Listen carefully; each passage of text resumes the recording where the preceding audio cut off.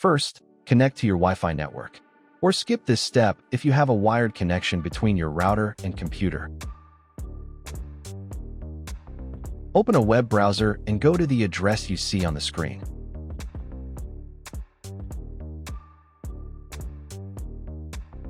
And press Enter. If none of these addresses worked, then find the address printed on a label on the back or bottom of your router.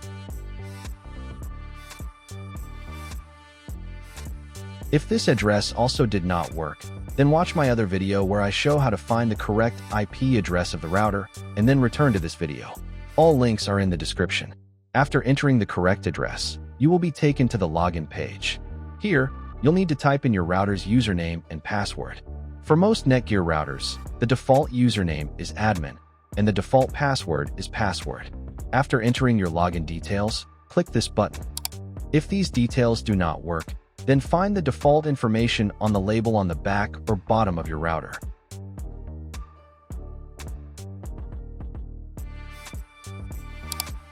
If nothing works, you will need to reset the router to its factory settings and set it up again from scratch.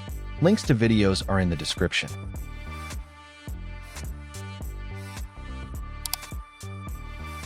While waiting for the admin panel, I recommend the best VPN service on the market, NordVPN. It gives you secure access to all restricted content and websites worldwide. Use the link below for a 70% discount on your first month. Try NordVPN risk-free with a 30-day money-back guarantee.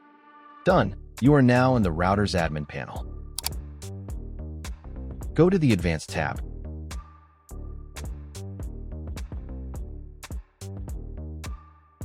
Then go to the Advanced Setup tab. LED Control Settings. And select the last option to completely turn off the LED lights. Click the Apply button. Wait a couple of minutes until the settings take effect. Thanks for watching.